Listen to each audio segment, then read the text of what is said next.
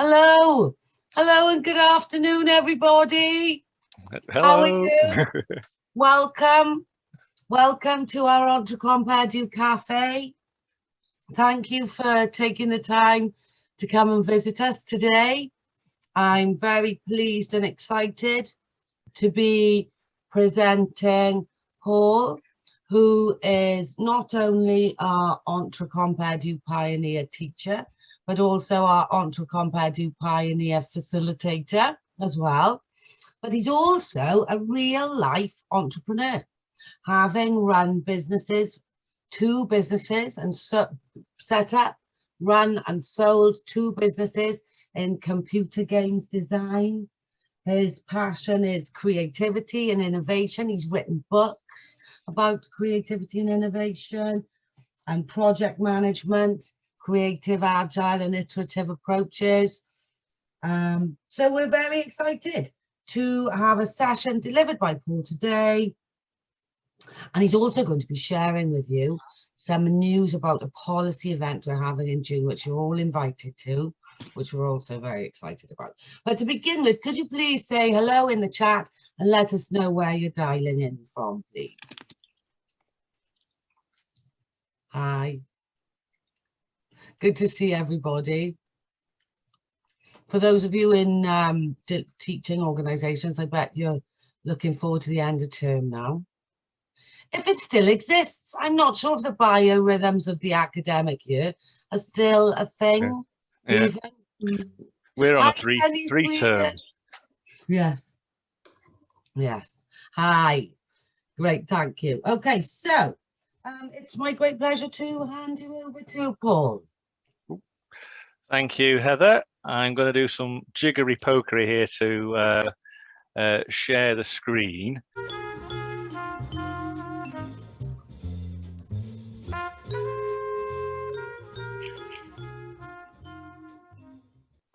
Hi there, everybody. There's a big problem, I think, in convincing people of the value of entrepreneurial education.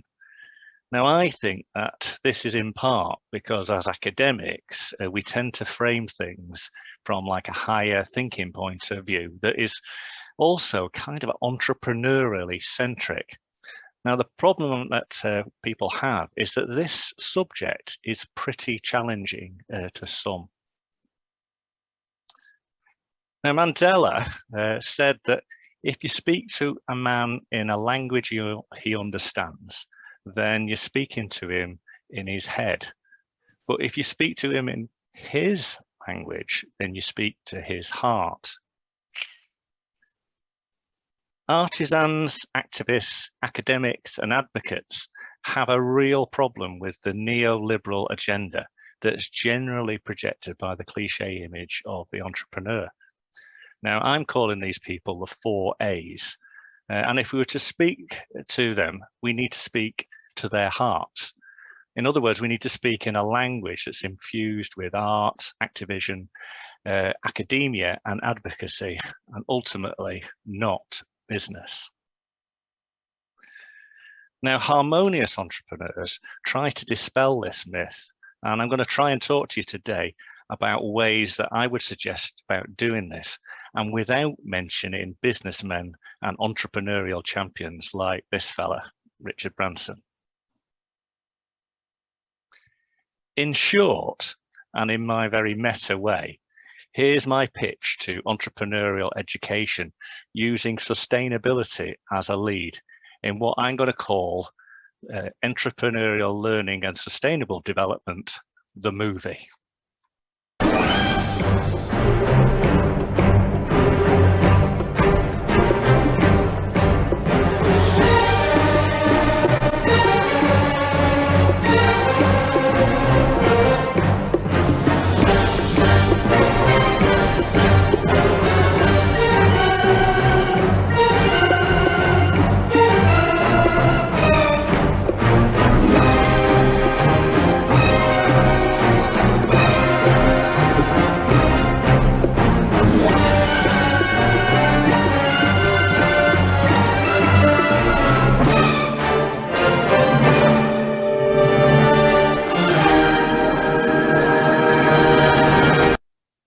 No, I clipped the end of that. So, of course, every movie has a hero like Ethan, Luther, Ilsa, and Benji from the IMF, or the Impossible Mission Force. Movie heroes have this ability to deal with whatever is thrown at them. And I think that this is a mechanism that, even though these guys are fictitious, could take Entrecomp to the next level. What's more, I think that using this lens, it can be adjusted to suit any audience. So I'm thinking here Harry Potter, James Bond, Star Wars, Jason and the Argonauts, the Yorkshire Vet, and talking to Heather previously, Life is Beautiful. All of these movies can be used as a proxy to cross the chasm that is presented by our 4A audience into accepting Entrecomp.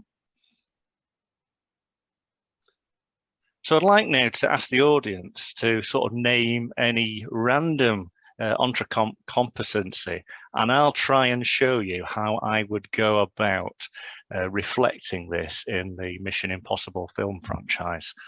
Now, in the next slide, I've got the Entrecomp flower, just so that you can remind yourself what that is. I'm going to set this as a time limit as well, and so give ourselves 3 minutes to do it. So then, anybody got any ideas? An Entrecomp flower at random? Resilience. Thank you, Heather. Okay, well, resilience, if I was asked to demonstrate this to a room full of students, is properly demonstrated in Mission Impossible. Frankly, you know, the actual name is called Mission Impossible. It's not called Mission Difficult, to quote, I've forgotten the name of the actor now, the chap in Mission Impossible 2. Essentially, the team, as they start the movie, are always given an option to choose what effectively is the decision to do something that is impossible, to save the world in some way or other. I reckon that's probably one way of doing it. Anybody for any more? Financial, economic literacy. Well, I don't know if you saw in the opening credits to that, the end of Mission Impossible 4 shows that the bad guy has pinched a whole heap of money that he's using to finance this covert organization called the Syndicate, and through Ethan's amazing ability to analyze this financial data, he puts it all in his head and thwarts the bad guy as well. So thanks for listening. Right, I'm going to move on now, because we've got plenty of time on that one, so I'll just stop that timer. So we've just discussed a way of framing an entrepreneur as being somebody that is that we can look up to in whatever movie franchise that we're interested in. Now what I'd like to do is kind of make another nudge to the Entrecomp teaching, and I'm going to try and redefine the word Entrecomp. Now, I'm going to ask you just to hold on for a bit, because it's going to get a little bit level 7 academic for a while. Entropy as a subject was identified by scientists when they were starting to look at how machines worked, and in particular how energy is converted into work. What they were realized is that some of the work, whatever the efficiency of the machine, was wasted, and they call this wastage entropy. It turns out that no matter turns out no matter how, sorry, I got family coming back and a dog that gets excited. So it turns out no matter how efficient the machine, entropy always exists. And what's more, subsequent studies show that as time progresses, so does entropy. So as you move forward in time, the degree of disorder of any system actually never decreases. It always gets larger. Now, the sad thing about this is not just about machines, it's about any system. So that could mean any project that you are involved in, or the character of our movie. The depressing thing is that entropy is something that we simply cannot prevent, but we can use this understanding of its relentless advance to create meaningful solutions to the problems that are going to occur in our movie. Now, competence as a word is defined as the ability to do something successfully or efficiency. So I'd argue that entrecomp should be considered as a portmanteau of the words competency and entropy. So we get entrecomp. Hopefully that makes some resonance with people. Now I'd like to sort of talk about the value side of enterprise or enterprise. Martin, of course, has cornered the market when it comes to talking about value, and his 5-dimensional approach to obfuscate this idea that entrepreneurs have dimensions that are not just economic is, of course, brilliant. But in our movie, the mere mention of money sends our audience into a neoliberal tizzy. That's because we mention the word money. And if you were to look into some research about this, particularly into Dan Ariely's experiments into altruism, you'll see that the mention of cash starts to make people behave in different ways, what he calls market normative behavior. So what we need for our 4A audience is to keep them in a social normative behavior frame of mind. So for a short time, I'm going to, when it comes to selling our entrecomp movie, let's not chat about money. To me, the Buddhist approach of value sits better with our audience.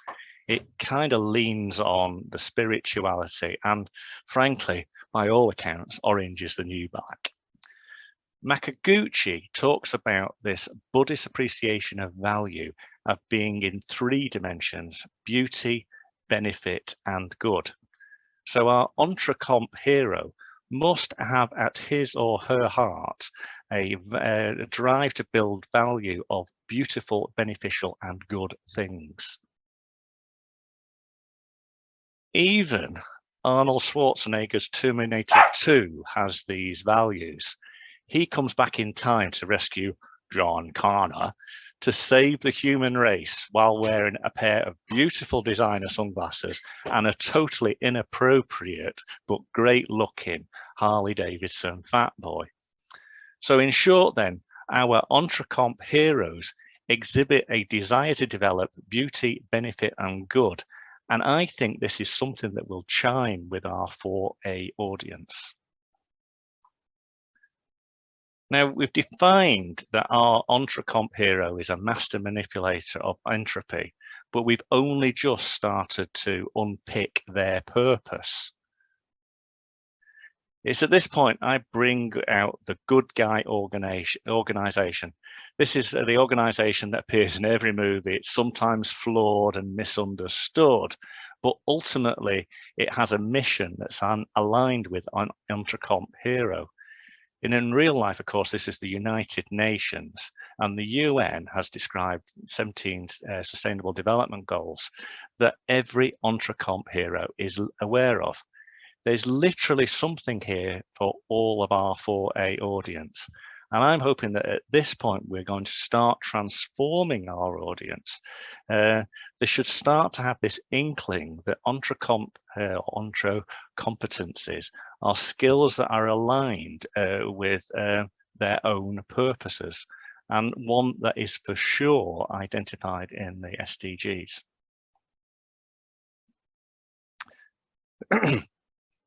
So far, we've defined that the protagonist is the lead character, but with every story, there has to be an antagonist. This is the dude that's there to upset the world. This is Lex Luthor to Superman, James Bond's Blofeld, Voldemort to Harry Potter, and Donald Trump to absolutely everyone. In our story, I'd suggest that some of the villains to the entrepreneur are the suit-wearing cynics that kind of jump on the bandwagon. And I believe, again, that every person in our 4A audience will recognize this individual. In the movies, these people are invariably business people with an economic first agenda. So what I want you to think of here is the fella in Aliens that works for the corporation that conspires to bring back the alien to the planet Earth just for commercial reasons. And then there's also the accountant in Jurassic Park that has, frankly, through his penny pinching, made the park such a dangerous place to be. Now, it's at this point I would start to talk about the idea of the rescue team, the B team, well, the B Corp. This is an attempt to saddle the corporate world with entrecomp heroes who understand that economic value is a byproduct of beauty, benefit, and good. And in the modern world, or the internet world that is, to pinch a phrase from Daniel Pink's work, To Sell is Human, that businesses now rather be wearing the consumer that understands how beauty, benefit, and good operate. So it's at this point now, I'd say, that Martin's 5 dimensions come to the fore. Our 4A audience should hopefully have another transformational experience. They should realize that the values of social, influence, happiness, and of course, harmony are the balance that needs to defeat the baddies with their economic only focus. Now, all of this corporation talk kind of takes us in territory that our 4As are going to be bored by. So we need to bring some counterpoint to bring it back to their world. We need to speak to their heart. Now, I think at this point in the movie, we need to bring in a bit of an anarchic spice. Now, Sam Conniff has written this book that attempts to describe what I believe are a more alternate view of how entrecomp heroes could act. It uses the historic analysis of how the pirates of the Caribbean effectively developed strategies that dealt with entropy of their time. Their pirate code illuminates many extremely forward-thinking practices that include women's rights, equal suffrage, and shared ownership. Now, Felicity is our resident edu pirate, and you met her a couple of weeks ago at the SDG Cafe, and she's going to explain that in more detail. But to refresh, Conniff argues that these pirate strategies are a bridge between organizations like the Extinction Rebellion and Apple Computers. It's even got a recommendation by Richard Ranson. Damn, I thought I was going to be able to deliver a speech without mentioning him. Oh well. Now, our agenda is to educate our students with strategies that deal with the modern world. However, it's been my personal painful experience that we meet obstacles in areas that we don't expect, namely our academic colleagues. I've also got artisan friends and people in advocacy roles and activists who frankly do not want to entertain these ideas of entrepreneurialism. But I think one of our biggest challenges is to reach out to these valuable members of society to make them realize that this is the balance that is made in societies by using the exact competencies that entrepreneurs use in a neoliberal way. So in short, I'd like them to use these competencies to bring harmony to the world.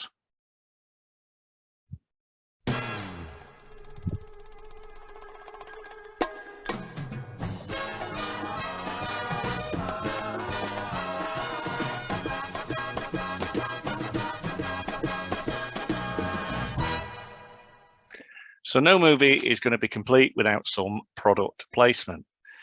The Harmonious Society is looking to recruit people. So if you're inspired by the ideas of using entrepreneurial, or should I say entrepreneurial competencies to convince people to bring harmony to the world, please get in contact with either me or Felicity. Also, there's a note from the product sponsor, and that there is a policy event called Creating Future Pioneers and Unleashing the Force, which is going to take place on the 24th of June. So anyone wanting to show some interest in that, they're also very welcome. So my final slide now is really just pass it back to yourself, see if we can start some debate going. I wonder if anybody in the audience got any ideas or ways that they in turn have used to quell this problem that we have with convincing artists, academics, advocates and activists. Please shout up now.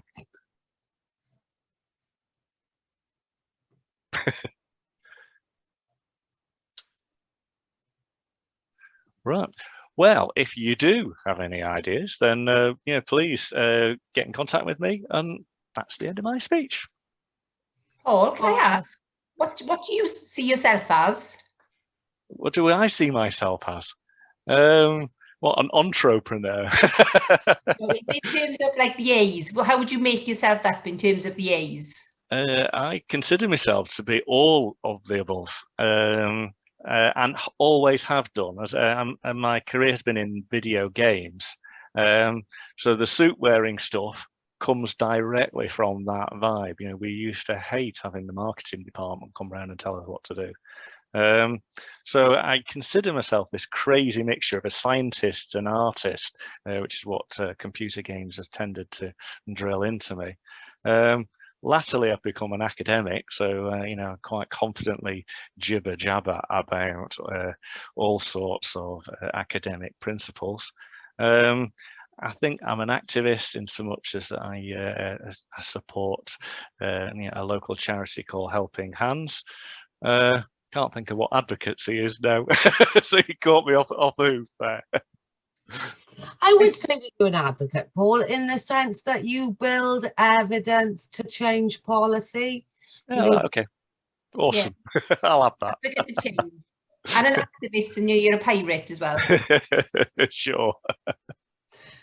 Does anybody have any questions for Paul? Any other questions?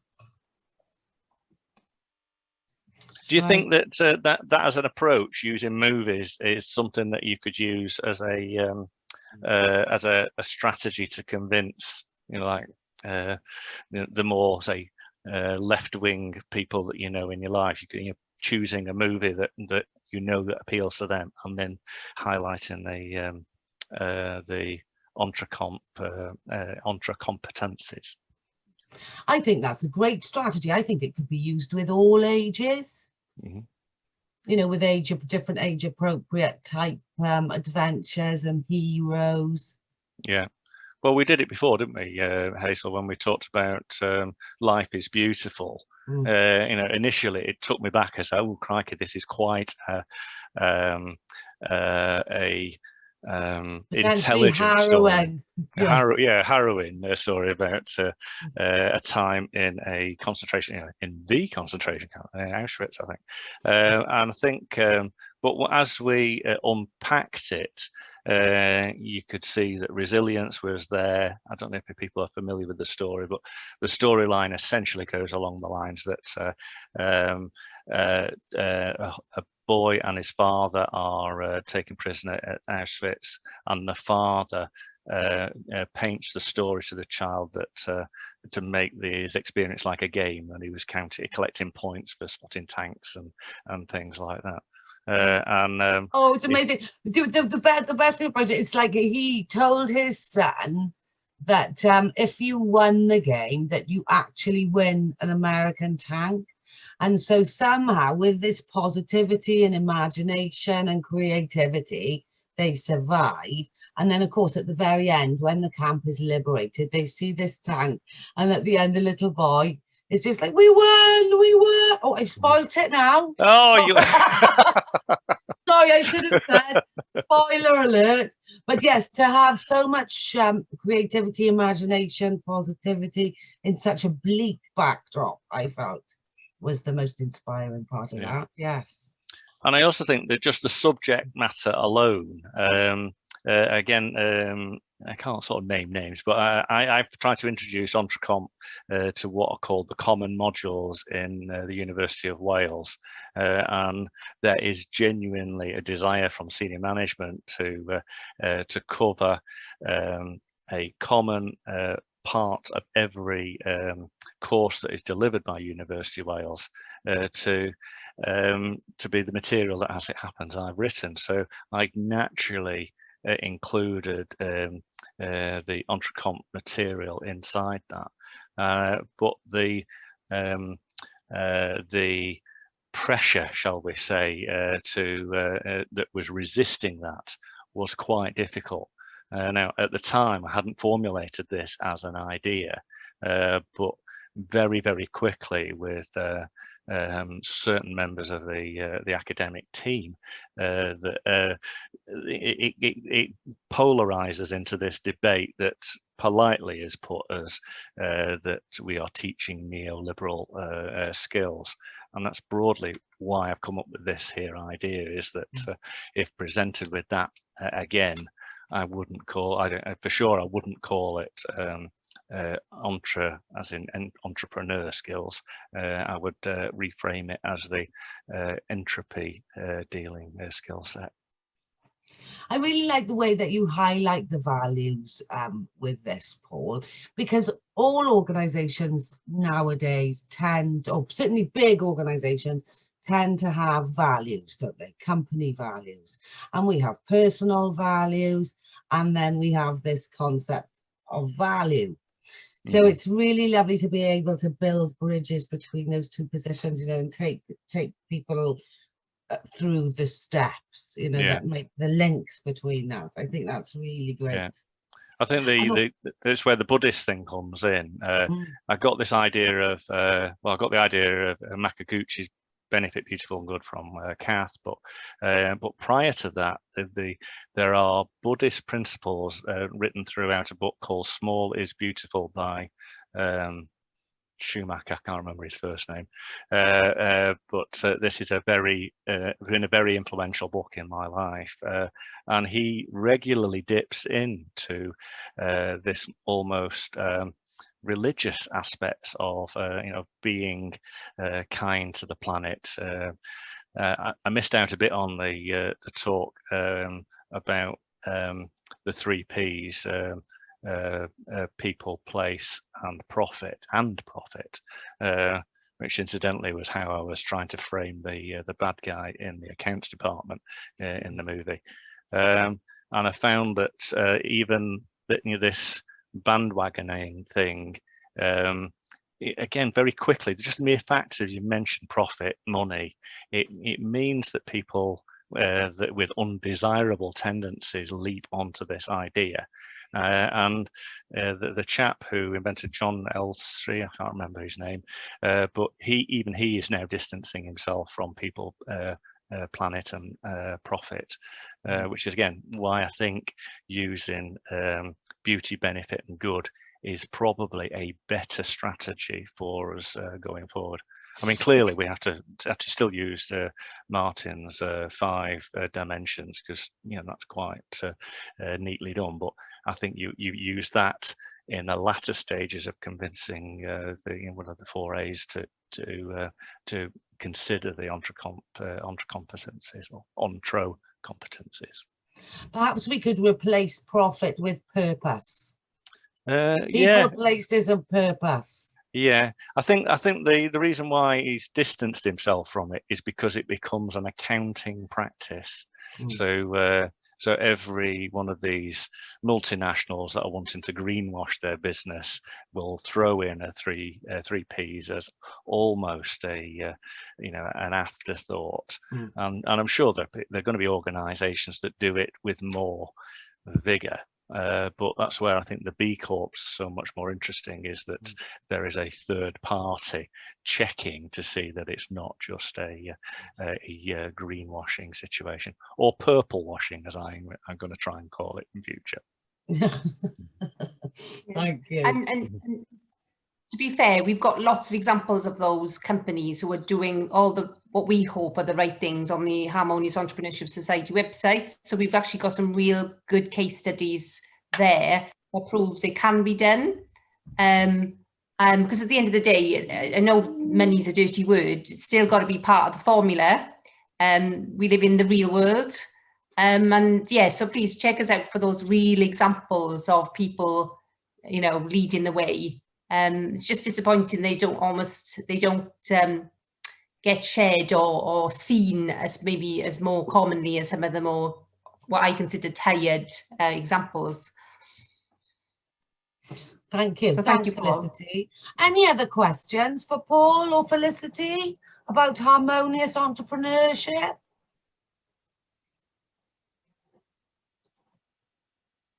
Okay. Oh, well, if that's the case, do you want to stop sharing, Paul, a sec? Okay. Oh, lovely. Thank you very much. There we are. I can see everybody again now. Thanks. All right. So, Paul, a question for you in the chat. How has piracy helped you?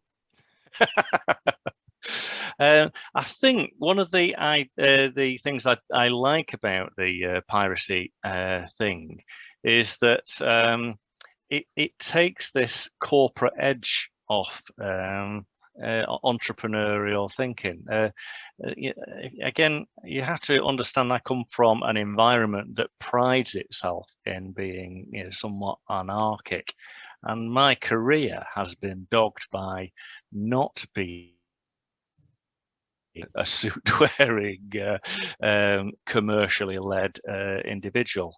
And I think what I find inspiring about the pirate code, if you like, is exactly that. They are using you know, what we are now calling entrecompetencies, and having a benefit to their immediate community, you know, the pirates that followed them. So what I liked about it is it gives me a vocabulary, it gives me a frame to be able to point back when somebody says, well, you know, you're a neoliberal, you know, puppet. I said, well, no, you know, when you're back in the day, you know, the bad guys, the pirates, were you know, equally castigated, but just look at what wonderful things they did within their community that took the rest of society hundreds of years to catch up on this. You know, equal rights, you know, shared ownership. You know, it is a very inspirational story that is actually genuine. You know, you can actually point at it and say, this is what the pirates were actually doing. I like that. I like would rather be a pirate than join the Navy. Yes.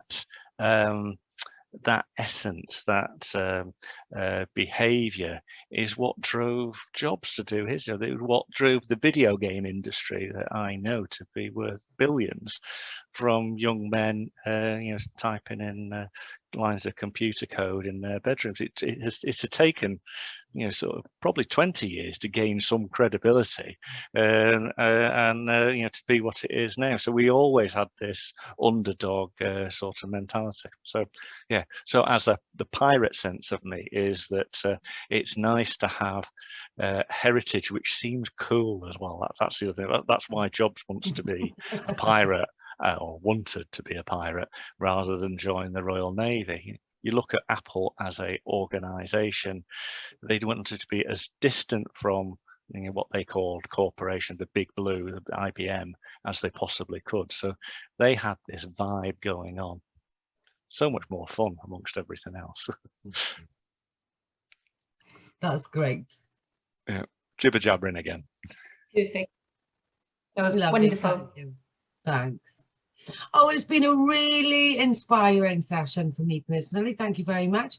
As a fellow, but I think passion, enthusiasm, values beyond the financial seem to be at the heart of lots of entrepreneurial educators, business and practice, really, doesn't it? And it's very heartwarming to listen to. And thank you for coming to share your experiences with us today. And what a lovely presentation. Really, really nicely done. Thank you very much. Thank you, Paul. Thanks very much. And thank you, everybody, for attending. I'd just like to take a moment to plug next week's cafe, which is going to be presented by Bantony's lovely Alex. and she's doing a session on cooperative principles and values in entrepreneurial learning, and the value that Entrecomp can add to cooperatives and cooperative practice. Okay, so thank you everybody, good to see you. Yes, and you have the opportunity to catch up on previous sessions on our website. The link is in the chat, and hope to see you all next week.